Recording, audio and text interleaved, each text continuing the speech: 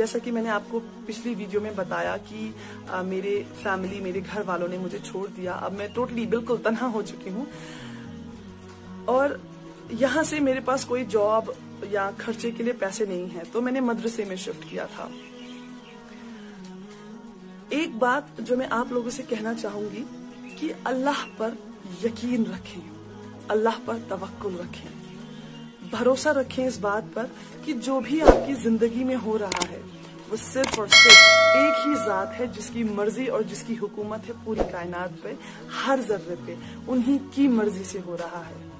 جب یہ یقین آپ میں پیدا ہو جائے گا تو جو سختیاں آپ کی زندگی میں آئیں گی نا، وہ سختی بھی اتنی سکون سے بیتے گی کہ اس میں بھی اپنا ہی مزہ، اپنی ہی خوشی ہوگی.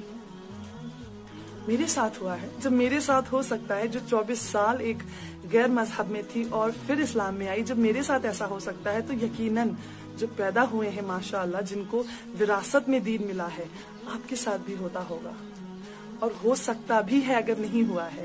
کمی ہم میں ہے. اگر ہم بات کرتے ہیں کہ نہیں، مجھے اکثر لوگ کہتے ہیں کہ پلیز فاطمہ آپ ہمارے لیے دعا کیجئے. میں بولتی ہوں آپ کیوں نہیں دعا کرتے ہیں؟ نہیں، آپ ہیں نا اللہ کے زیادہ قریب. میں کیسے ہوں اللہ کے زیادہ قریب؟ کیونکہ آپ نے اسلام قبول کیا. ماشاءاللہ، یہ تو اللہ نے مجھ پہ احسان کیا کہ اللہ تعالیٰ نے مجھے اسلام سے نوازا، کہ مجھے ایمان تحفے میں دیا. کیا ہوتا اگر مجھے ایمان نہ آیا ہوتا؟ کیا ہوتا اگر میں نے یہ نہ جانا ہوتا کہ اللہ اور ان کے نبی حضور صلی اللہ علیہ وسلم اور ان کی بھیجی ہوئی کتابیں یہ سب کیا ہے؟ کیا ہوتا اگر میں نے یہ کبھی سمجھا ہی نہ ہوتا؟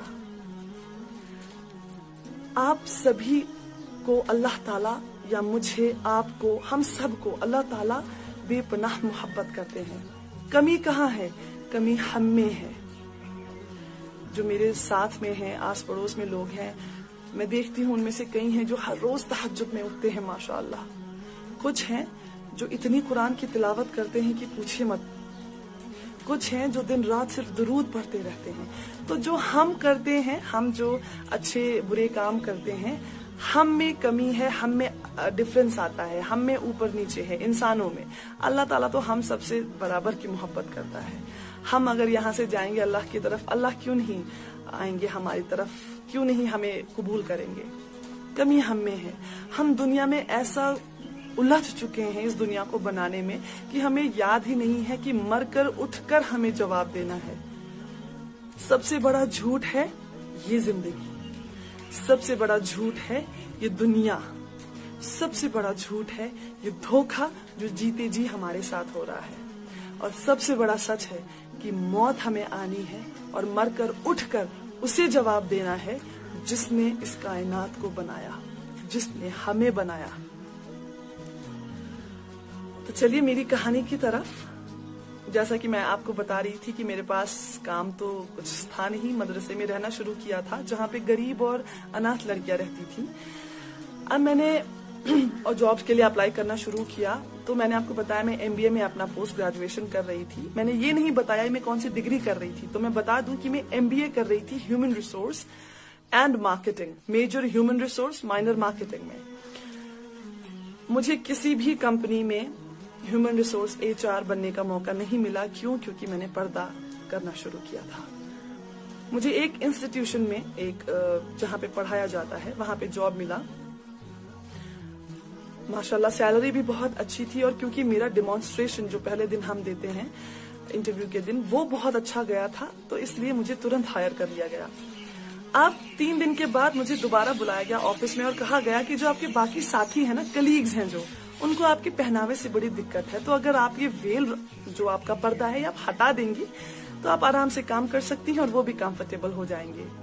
تو لیکن میں نے انہیں سیدھے کہا معاف کیجیے گا، یہ میری زندگی کا اہم حصہ ہے اور چند پیسوں کے لیے میں اسے نہیں ہٹاؤں گی. انہوں نے مجھے اسی وقت کام سے نکال دیا. میں نکلی وہاں سے. یقین مانیے میں نے اتنا رویا ہے، اس لیے نہیں کہ مجھے اللہ پہ یقین نہیں تھا.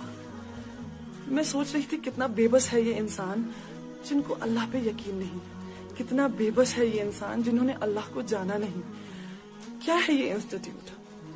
اللہ تعالیٰ ایک زلزلہ اگر لائے کیا رہ جائے گا اس دنیا میں؟ اگر وہ قیامت کا سور پھونکا جائے क्या रह जाएगा इस दुनिया में? ये बड़ी बड़ी प्रॉपर्टीज, ये बड़ी बड़ी बिल्डिंग्स, बड़े बड़े बिजनेस, कुछ रह जाएगा? क्यों नहीं समझते हैं लोग, क्यों नहीं जानते हैं लोग कि अल्लाह एक अकेला वाहिद सच है जिसे हमें जवाब देना है।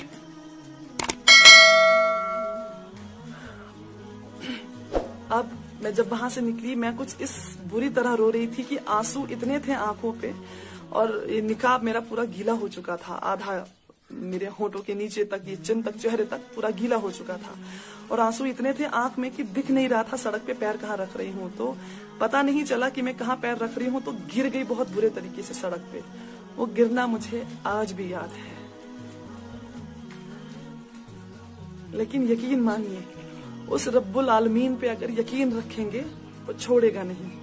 रिज़्क की जिम्मेदारी उन्होंने खुद ली है, तो परेशान होने की जरूरत नहीं है। कुछ मेहनत करनी है, रिज़्क आप तक पहुंच जाएगा इंशाल्लाह। इसके बाद मुझे एक बहुत छोटा सा स्कूल था, बहुत छोटा सा, मुझे वहां पे जॉब मिली। इस्लामिक स्कूल था माशाल्लाह, पर्दा कर रही थी, 5 वक्त वहाँ नमाज पढ़ने का मौका मिल रहा था मुझे, दोपहर, जोहर, और अगर कभी लेट हो जाए तो असर का भी वहीं पे, तो नमाज पढ़ने का वक्त मिलता था वहां पे। तो ये तो बहुत ही खूबसूरत चीज हो गई मेरे लिए। 7,000 की सैलरी थी, और बैंगलोर ऐसा शहर है जो इंडिया में almost one of the most, जिसे कहा जाता है, एक बहुत ही ज्यादा कॉस्टली सिटी है, बहुत महंगा शहर है।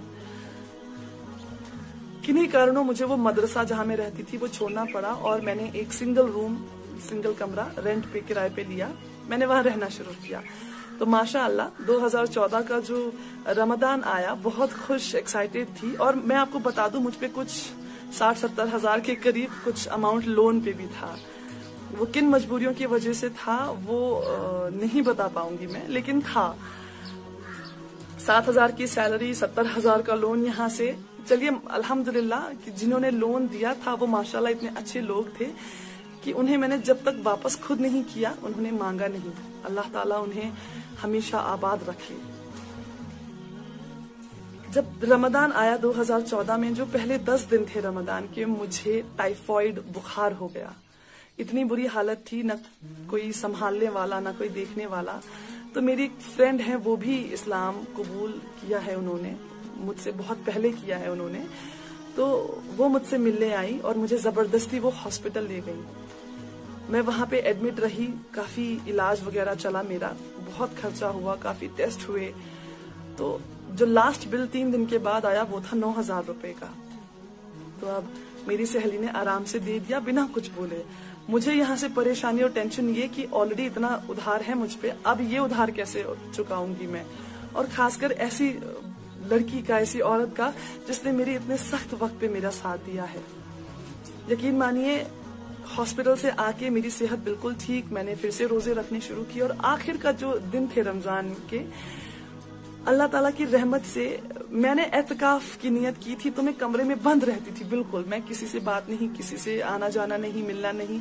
जहाँ काम करती थी वहाँ आखिर के 10 दिनों में छुट्टी दी जाती थी, तो छुट्टी भी थी माशाअल्लाह। तो दिन रात इबादत में मशगूल थी मैं। अब क्या हुआ कि मैं इबादत कर रही होती थी, कई बार लोग आते थे, नॉक करते थे दरवाजा, तो मैं खोल नहीं पाती थी क्योंकि नमाज की नियत में होती थी। तो लोग सामान बाहर रखकर चले जाते थे तोहफे के तौर पर। तो माशाल्लाह इतने फ्रूट्स थे मेरे पास, और 2 ड्रेसेस भी ईद के लिए तोहफे में आई अल्लाह की रहमत से। मुझे ये भी नहीं पता कि फ्रूट्स कौन रख के जाता था, कौन आया और कौन गया। तो लेकिन काफी कुछ, मेरे सहरी, मेरी इफ्तियारी, सब कुछ मुझे पहुंचता था। शुक्रगुजार उस मालिक की, उस जात की, कहां कहां से मदद आती है और आपको, हमें पता भी नहीं होता है। सिर्फ एहसास करना सीखिए कि आपको अगर मदद आ रही है तो किस जात की वजह से आ रही है, किसने ये मदद भेजी है। यकीन करना शुरू कीजिए। अब लास्ट के दिनों में मुझे तोहफे आने शुरू हुए, जैसे मैंने आपको बताया, फ्रूट्स भी आए मुझे, फल आए और कपड़े भी आए। मुझे छोटे छोटे पैकेट भी आने शुरू हुए जिनके अंदर कुछ पैसे हुआ करते थे, और उस पे लिखा होता था आपके लिए ईदी। माशाल्लाह अगर आप यकीन मानेंगे, मुझे सारे पैसे मिला के 12,500 रुपए इकट्ठा हो गए। 9,000 मैंने अपनी सहेली को वापस किया पूरा, और 3,000 मेरे पास थे। माशाल्लाह, सुभान अल्लाह, इससे बेहतर मेरे लिए क्या हो सकता था। जब अल्लाह पे यकीन हो और पुख्ता यकीन हो अल्लाह ऐसी ऐसी जगहों से मदद करता है, ऐसे ऐसे गैब से मदद होती है कि आपको समझ ही नहीं आएगा कि ये कैसे हो गया, ये तो नामुमकिन था, ये कैसे हो गया। आपके लिए नामुमकिन है, मेरे लिए नामुमकिन है, वो एक रब्बुल आलमीन है जिसके लिए कुछ भी नामुमकिन नहीं। तो अगली वीडियो में मैं आपको बताऊंगी कि कैसे कैसे सवाल पूछे जाते हैं आज भी मुझसे, मुसलमानों से भी, जो गैर मजहब में हैं उनसे भी बड़े ही प्यारे प्यारे फनी क्वेश्चंस भी होते हैं। तो माशाल्लाह अगली वीडियो में मैं आपको वो बताऊंगी। तब तक के लिए मेरी वीडियोस को शेयर कीजिए, उन लोगों तक पहुंचाइए जो दीन पढ़ रहे हों या दीन में थोड़ा बहुत भी इंटरेस्टेड हों। वीडियो के नीचे सब्सक्राइब के बटन पर क्लिक करें, बेल के आइकन पर क्लिक कीजिए ताकि हर नई वीडियो की नोटिफिकेशन आपको मिल जाए।